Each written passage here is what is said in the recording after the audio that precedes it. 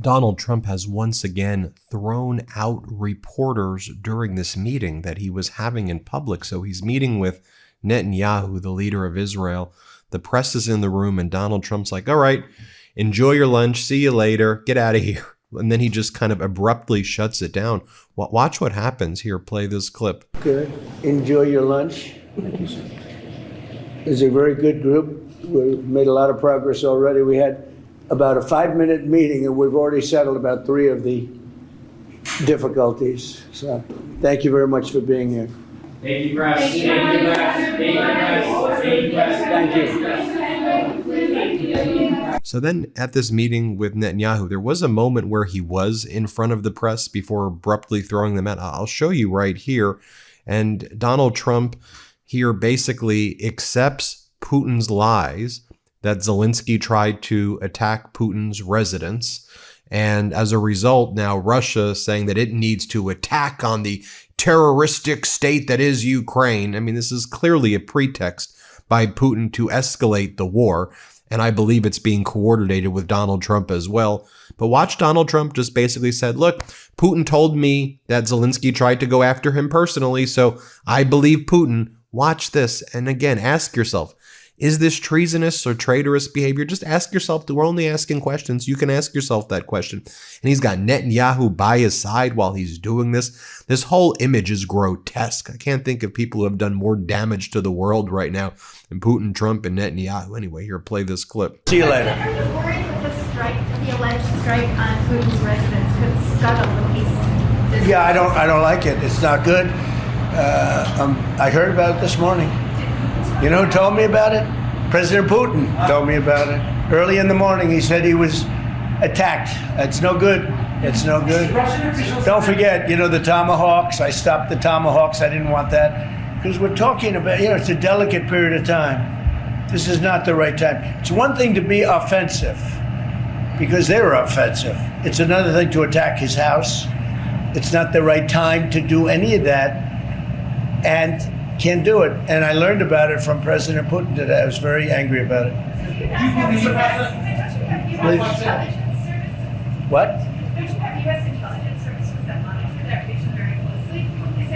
Well, it came out. Well, we'll find out. I mean, you're saying maybe the attack didn't take place. It's possible too, I guess. But President Putin told me this morning it did.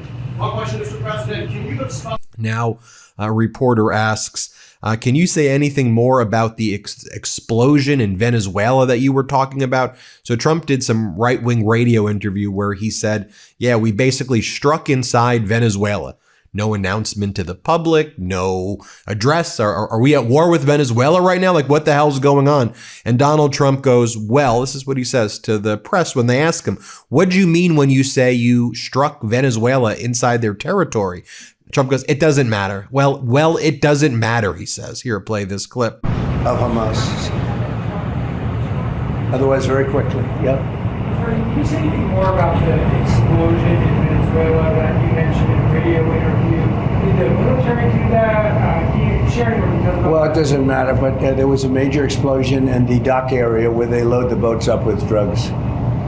They load the boats up with drugs. So we hit all the boats, and now we hit the area. It's the implementation area. That's where they implement, and that is no longer around. Is that the only strike that the U.S. has done? I don't want to comment on Mr. that. President. President Trump. Actually, we're getting some more footage right now coming in. This is before Donald Trump kicked the press out when he was meeting with Netanyahu. There's Trump. We have Trump ranting to Netanyahu on a hot mic right now. Do I get credit for stopping 8 wars? I stopped 8 of them. India and Pakistan. He didn't stop 8 wars. He had nothing to do with India and Pakistan. This is what he's talking about with Netanyahu as well. I think this is incredible footage coming in right now. Here, play this clip. So I said, we're going to cut you off. No more trade. Then I put 200% tariffs on. The next day they called. We looked at 35 years of fighting, and they stopped. Do I get credit for it? No. They gave them. I did 8 of them. India. How about India and Pakistan? And then, so I did 8 of them. And then I'll tell you the rest of it. How are you doing? Okay. You gonna all be outside, the beautiful sun? Good. Enjoy your lunch. It's a very good group. We've made a lot of progress already. We had about a 5-minute meeting, and we've already settled about 3 of the difficulties. So thank you very much for being here. Thank you, press. Thank you, press. Thank you, press. Thank you, press. Thank you. Thank you very much, everybody.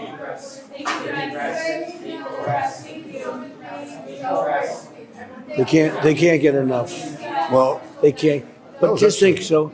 Sorry, going back, I had to show you that. Going back to what Donald Trump was being asked about striking Venezuela, a reporter said, so was the facility taken by the military? Is the CIA in this facility? What information can you give to the American people if we're currently at war with Venezuela? Here, play this clip. That, right? Please. Mr. President, can I follow up on Venezuela? Was the facility taken out by the U.S. military, or was it another entity like the CIA? Well, I don't want to say that. I know exactly who it was, but I don't want to say who it was. But you know, it was along the shore. Mr. President, have you or anyone... Then Donald Trump praises Netanyahu and says that he's a wartime prime minister who deserves a pardon. And Trump says that Israel needs to give Netanyahu a pardon for the crimes that he's been charged with in Israel. And Trump says, I'm making sure that he gets a pardon. What? Here, play this clip. A pardon? I think he will. How do you not? He's a wartime prime minister who's a hero. How do you not give a pardon? You know, I think it's a very hard thing not to do it. I spoke to the president, and it's on. I mean, he tells me it's on its way. Mr. You President, can't do better than that, right? Please. Mr. President, can I follow up on Venezuela? Was the facility taken out by the... Then Trump says that Gaza basically is being taken over by him and Netanyahu, and they're preparing Gaza to be used however Donald Trump and Netanyahu want. Here, play this clip. Does the reconstruction of Gaza will begin even before Hamas is disarmed? I think it's going to begin pretty soon, yeah. Before Hamas is He's disarmed? looking forward to it, so am I. Look, what a mess. What a mess it is. And it's been a mess for centuries, really. It's been a mess for a long time. It's seems to be born for that, but we're gonna straighten it out. No, we're already starting certain things. We're doing things for sanitary conditions and others. But Gaza's a tough place. You know the expression, it's a tough neighborhood. That's truly a tough neighborhood. Yeah, you had a question in the back? Then Trump says that Netanyahu has done an incredible job. He goes, Netanyahu's been great for Israel, great for the world, Donald Trump says. And then Donald Trump says, and we may be going to war with Iran again soon. Didn't you say you totally obliterated them? Didn't you say that they have no nuclear capacity? Oh, wait, y'all were lying again and again and again. And again, to have these two individuals right there who have caused such mass destruction in the world while they're saying this, here, play this clip. Look, he's a wartime prime minister. He's done a phenomenal job. He's taken Israel through a very dangerous period of trauma. Israel with other people might not exist right now, if you want to know the truth. That's a pretty big statement, but it's true. I feel that. You had the wrong prime minister. Israel right now would not exist because they were met with a force the likes of which very few countries could have handled. And we worked together, and we were extremely victorious, to put it mildly. Now I hear that Iran is trying to build up again, and if they are, we're going to have to knock them down. We'll knock them down. We'll knock the hell out of them, but hopefully that's not happening. Then Netanyahu goes, and Donald Trump is the greatest guy ever. He goes, he's the leader of the free world. The world has never been safer. The world has never been more dangerous right now. I did a video earlier today how we've never been closer to a world war other than World War I and World War II than we are right now. I went over each of the conflicts that are taking place. But go ahead. Spew more of your lies, Netanyahu. Here, play this clip. I'll say it again and again and again. We've never had a friend like President Trump in the White House. It's not even close.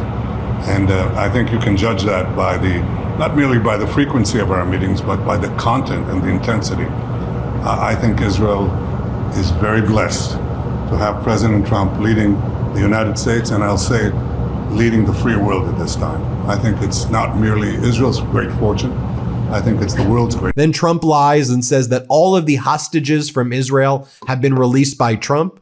Let's be clear. The Biden administration secured the release of 138 hostages. Most of the hostages were released by Biden. Trump got hostages out as well.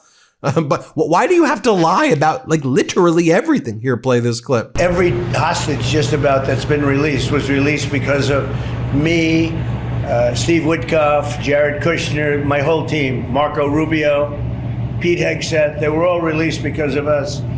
None were released in the Biden administration. None. They were all released because of us. Then we had a lack of releases with respect to the dead. And then Trump shuts down that meeting as well. And again, he keeps talking about like lunch with the press. He's like, and you want lunch? Is it a bribe if I give you lunch? Don't you? And he talks to the press like they're animals in a zoo, right? He's like, you want this little flamingo? You want? I'm not sure why flamingo. There's the flamingos at the LA Zoo. You want a little bit of food? I'm like watching this. I'm like, what's this? This behavior is so deranged. Here, play this clip. And we'll see you in a couple of hours if you'd like. And if you'd like, you can come up and have lunch like you did yesterday. Would you like that or not? Do you want that? Because some of them think it's terrible. It's a bribe. But, you know, a bribe for $25, I don't know. If you'd like, you can go. And if you don't, you can stand in a driveway and melt. All right? But if you want, will you work on that, Margot? Yes, sir. Is Margot doing a good job? She's a star. She's too nice. Her only problem, she's too nice to you. And you're not nice to us, but that's okay. Margot, take them up and have a beautiful lunch, and we'll see you later. There you have it, folks. Let me know what you think. Hit subscribe. Let's get to 6 million subscribers. Want to stay plugged in? Become a subscriber to our Substack at MeidasPlus.com. You'll get daily recaps from Ron Filipkowski, ad-free episodes of our podcast, and more exclusive content only available at MeidasPlus.com.